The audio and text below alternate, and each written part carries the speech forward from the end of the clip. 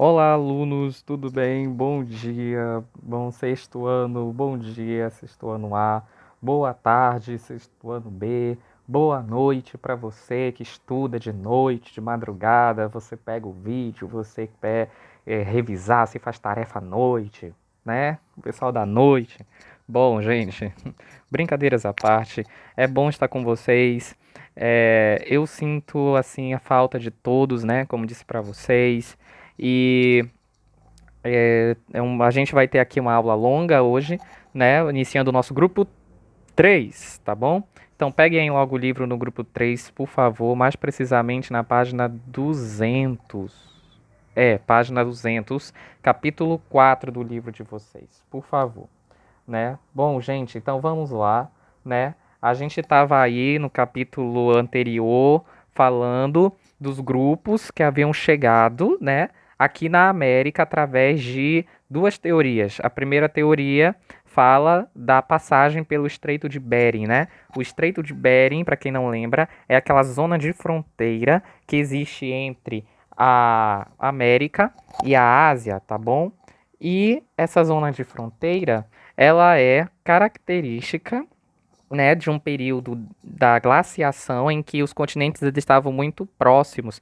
Então houve uma oportunidade aí do homem se deslocar da África para a Europa, depois para a Ásia e depois para a América, chegando do norte até aqui o sul, o nosso Brasil, nossa Amazônia, tá? Então foi uma longa caminhada, um longo processo.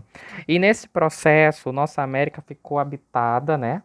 A nossa América ficou habitada aí pelos principais povos, tá bom? Que eu quero que você pegue aí, porque a gente vai estudar a partir de agora, na página 200. Tá bom? Eu tô aqui com o livro na mão, ó. Página 200, tá?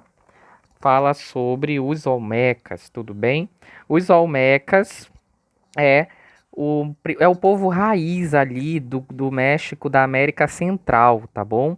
Só para a gente fixar quem é o Meca, né? Porque afinal de contas, quando a gente vai estudar esse assunto, a gente só lembra dos astecas, dos incas e dos maias, não é isso? Mas antes deles, isso é importante, houve povos raiz, houve primitivos, né? E esses primitivos, eles são importantes, tá? Para a gente entender como que o povo afinal ficou realmente bem desenvolvido. Se não fosse esse povo raiz, não existiria Azteca, Inca, Maia, tá bom? Então, a gente vai aqui falar hoje desses povos raízes, tá bom? Que habitaram ali no México, tá? E depois foram descendo para ali nossa América andina ou espanhola, né? Que seria os nossos países vizinhos, tá bom? Então, vamos aí, por favor, tá? Dos Olmecas está escrito que é um povo que habitou o litoral do Golfo do México, né, entre 1800 a.C. a 1200, certo? Depois de Cristo. Então, um período bem longo aí, né, de existência. Praticavam a agricultura e possuíam as noções de terraplanagem. O que que é terraplanagem? Está ali no box ao lado do livro de vocês. É a técnica de preencher um local com uma terra plana. É a técnica de deixar, certo? A América plana. Tá bom? A Terra, desculpa, a América, olha. A Terra plana, tá bom? E, como tá aqui no livro, né? Essa terraplanagem facilita a agricultura e facilita a extensa rede de canais que servia para abrigar água quando não havia chuvas, estava ali água naqueles reservatórios, tudo bem, gente?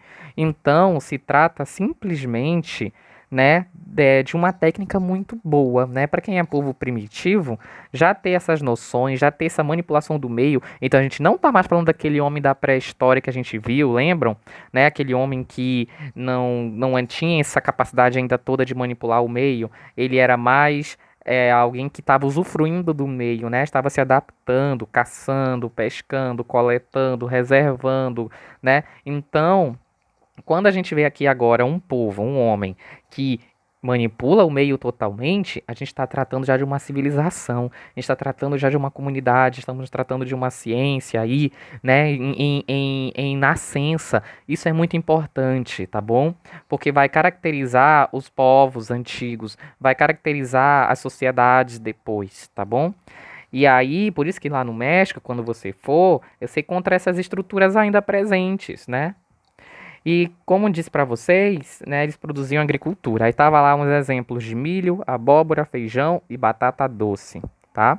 Além disso, os olmecas praticavam já uma arquitetura. É claro, se tem um canal, se tem uma terraplanagem, eu tenho uma cidade bem planejada. Essa cidade, ela era, né, assim como o livro vai dizer na página 202, né?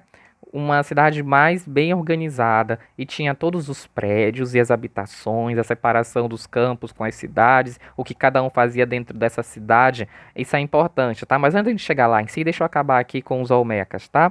Eles eram hábeis escultores, fabricavam diversos objetos de pedra vulcânica, né? Como cabeças colossais, são grandes monumentos que representavam indivíduos de alta posição na sociedade e, e estabeleciam uma zona comercial, né, para explorar recursos de outras culturas e comercializar produtos. Então isso é muito bom, né? É muito interessante da gente perceber que é justamente um povo, né, que gosta de produzir, gosta de comercializar, gosta de se relacionar, gosta de construir coisas melhores, maiores. Esse povo Olmeca, no entanto, ele não vai ficar aí, então, parado. Ele vai se desenvolvendo. E aí tá lá na página 201, né? Se você ver qual é esse desenvolvimento. O desenvolvimento é que os zapotecas acabam surgindo. Zapoteca é uma associação, né? É um povo que veio no lugar dos Olmecas como aí os descendentes, como uma evolução, como um número maior, com uma cultura um pouco mais particular. O que que eles faziam, né?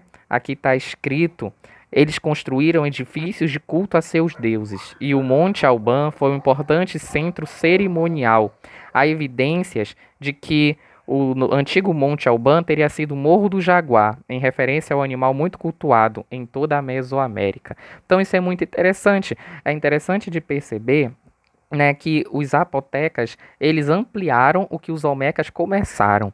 E depois dos zapotecas vem os mistecas, né, ali por volta do ano 800. E eles eram mestres de ourives. O que que é ourives? É uma pessoa que trabalha com metais e joias preciosas, alguém que forma, alguém que dá uma forma, né, a joia preciosa, né, ao ouro, ao diamante, para comercializar.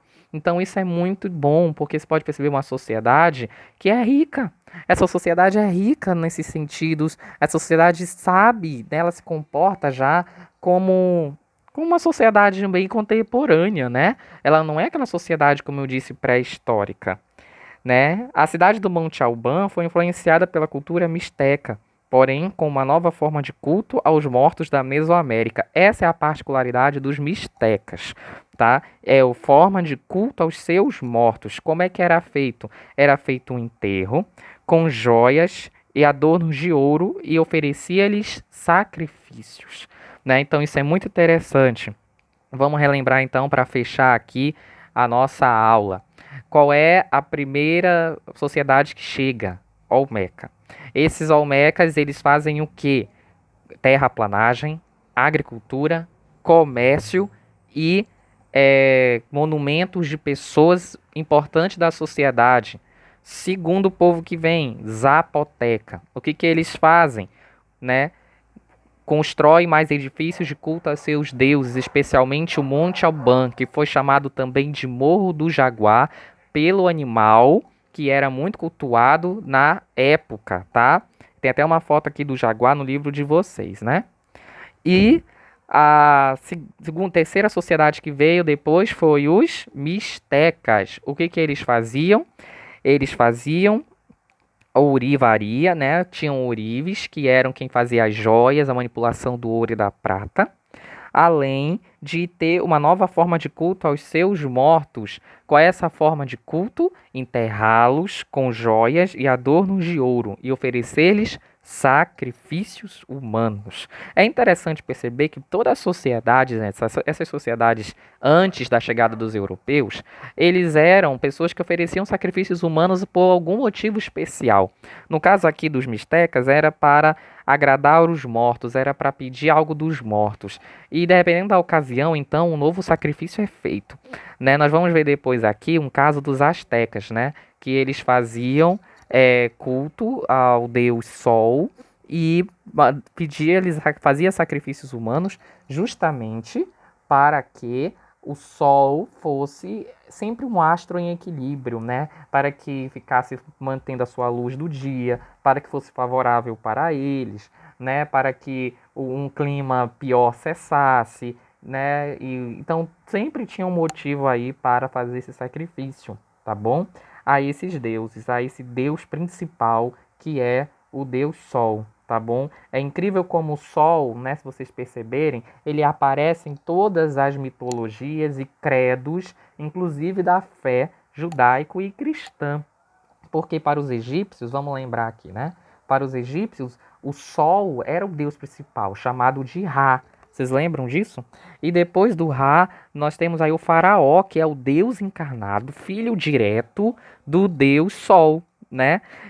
Na Grécia também o deus Sol vai ser o Apolo, né? E o Apolo ele vai ser responsável aí por manter a agricultura da Grécia, que é o que a Grécia tinha de melhor, para fazer o seu comércio, né? Aqui na nossa América, o Deus Sol também vai ser usado, para a agricultura e também vai ser visto para esse Deus que ilumina o dia, né? Na fé judaico-cristã, o Sol já é Cristo, né? A luz que brilha para todos. Então isso é incrível, né? Como a gente vai vendo, né? Como é incrível essa questão, tá bom? E aí, para finalizar, na página 202, como disse já para vocês, um exemplo de uma cidade dos Olmecas e dos mistecas, né, e dos zapotecas, que acabou sendo concluída entre 200 a 900, que era a cidade de Teotihuacan. Acharam? A cidade de Teotihuacan, ela era um local cerimonial, né, e transformou-se numa grande cidade que chegou a ter 200 mil habitantes. A cidade possuía uma única avenida, ou seja, uma estrada, né? Desculpa. E tinha uma única estrada que era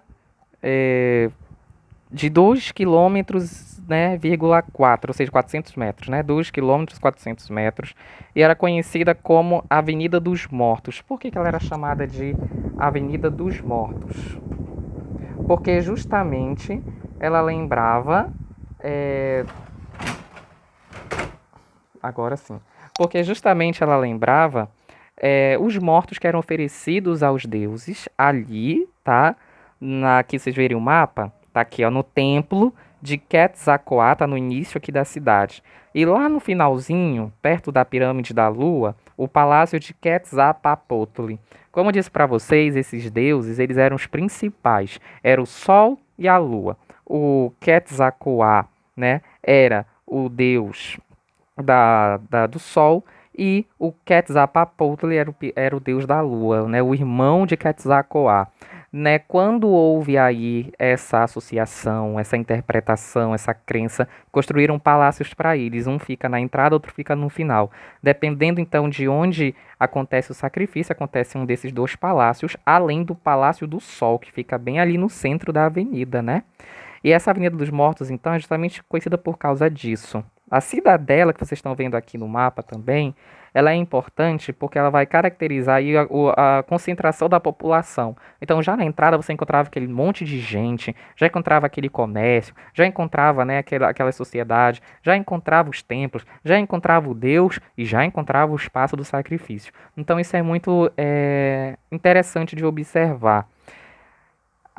Então, como está escrito ali no último parágrafo, além de importante centro religioso e cultural, Teotihuacan foi um palco de intenso comércio. Então tá aqui embaixo, ó, o resto da cidade que sobrou, se vocês puderem observar, né? E se um dia vocês puderem ir lá, né? É só visitar aqui, ó. que está nessa foto, tá bom? Então, dito isso, eu quero que vocês agora abram lá na página 226, que é onde estão os nossos exercícios de aplicação. Vamos lá? Porque são exercícios que temos que fazer agora, né? Então, vamos lá na página 226, né? Módulo 19, acharam? Né?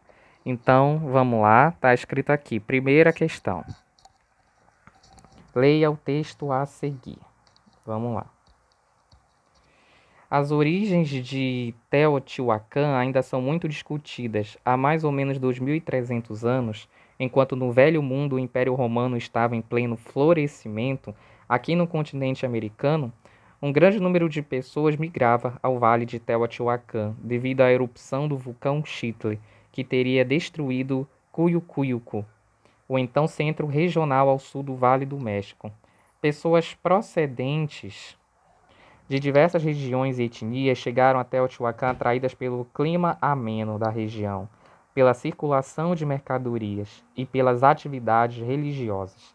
Um levantamento da concentração cerâmica, realizado pelo projeto de mapeamento de Teotihuacan, dirigido pelo topógrafo francês René Millon, da Universidade de Rochester, nos Estados Unidos, permitiu calcular a população aproximada em cada etapa do desenvolvimento da cidade.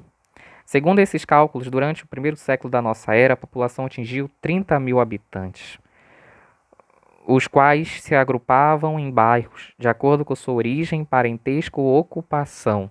Né? Aí está um trecho, então, do livro Teotihuacan, Cidade dos Deuses, da escritora Leila França. E está disponível aqui, ó, se vocês quiserem ver o livro todo, no link do COC. É um livro de 2018, então é um livro novo, né? E aí, o que nós estamos falando, né? Letra A. Por que Teotihuacan foi uma importante cidade da Mesoamérica? É simples, né? O texto já disse. Porque justamente levou as pessoas a se mudarem para lá, que era a circulação de mercadorias, clima ameno da região e atividades religiosas, tá, gente? Então essa é a resposta da letra A. Escrevam aí, tá? E aí, enquanto vocês escrevem, dê uma pausa agora no vídeo, dê uma pausa para você escrever a resposta, porque eu não vou parar aqui, né, para continuar falando. Dê uma pausa e escreva a resposta da letra A. Letra B. Qual era a origem da população de Teotihuacan, né? Tá aqui. Né? Não há um consenso, na verdade, né? Mas a resposta é que eles surgiram justamente ali pelo norte da América, chegando no México, tá? Aonde, quando, como, por quem, a gente não sabe. A gente não tem fonte suficiente para falar, né, de uma origem exata. Mas a gente sabe que eles existiram, a gente sabe o que eles ofereceram, a gente sabe o que eles construíram na época. Então, o que acontece? Você responde assim: não há um consenso, mas a teoria mais aceita é que eles chegaram pelo norte da América. Pronto, tá? Ocupando o México central. Dê uma pausa, escreve a resposta da letra B e depois vamos para a C. Enquanto o Império Romano estava florescendo na Europa, o que acontecia na Mesoamérica? Está aqui no trecho, né? Um grande número de pessoas migrava ao Vale de Teotihuacan devido à erupção do vulcão Xitle. Professor, para escrever tudo isso? Tá? Então, pelo fato de haver uma erupção vulcânica, houve aí uma destruição, né, de um vale, dos outros povoados que já tinha dessas sociedades pequenas. Essas sociedades migraram para onde hoje era Teotihuacan, compuseram essa sociedade, né, olmeca. E alguns outros povos foram subordinados pelos olmecas. Só para vocês entenderem, tá bom? Então, dê uma pausa e escreva essa resposta. Segunda questão. Os grandes monumentos esculpidos em pedra vulcânica, conhecidos como cabeças colossais, são vestígios de qual civilização? É a que nós estamos falando por primeiro, né? A Olmeca. Os monumentos que existiam, de volume muito grande, eles eram representações de pessoas mais importantes da sociedade, tá bom? Então, a resposta aqui é a letra B, né? Não é zapoteca e nem mixteca, porque eles vêm depois, né, da invenção dessas esculturas. Também não é Inca, Maia ou Asteca, porque isso a gente vai ver depois, tá bom? É uma sociedade também que vem depois. Terceira questão. Por que é possível afirmar que a Mesoamérica é uma região que apresenta diversidade cultural? Tá? Por que é possível afirmar que a Mesoamérica é uma região que apresenta diversidade cultural? Porque justamente foi habitada por diferentes povos. Foi habitada pelos Olmecas, depois Zapotecas, depois Mixtecas, depois Astecas, tá? Essa região toda, então, que é o meio da América, o México e algumas ilhas ao redor do México, eles são uma diversidade cultural, porque vários povos habitaram lá, tá bom? Então, dá uma pausa, escreve isso aí. E aí os propostos nós vamos fazer assim, já que vocês terminaram de aplicação, dos propostos vocês vão fazer aqui agora, tá? E mandar só em forma de comentários ali no Class. Só comentem, não enviem arquivo, não enviem e-mail, não enviem porque eu observei que há pessoas que têm dificuldade, tem pessoas que não têm assim muita habilidade, tem pessoas que não têm uma internet assim, né, muito avançada para ficar em duas, três janelas ao mesmo tempo. Tem gente que só tem o celular, então sair de uma plataforma para entrar numa outra e voltar confunde, né, de repente. Houve essas dificuldades. Então, vocês façam aqui a resposta, tá bom? E aí vocês mandem para mim, eu vou corrigindo aqui. Quando vocês terminarem, tá? A gente vai fazer um vídeo ao vivo para comentar também as respostas dos propostos. Até lá, então, deem um ok e eu vou mandar o link da transmissão ao vivo para vocês acompanharem. Sempre que quiserem para estudar, podem rever esse vídeo, tá bom, meus queridos? Então, vou esperar. Até mais.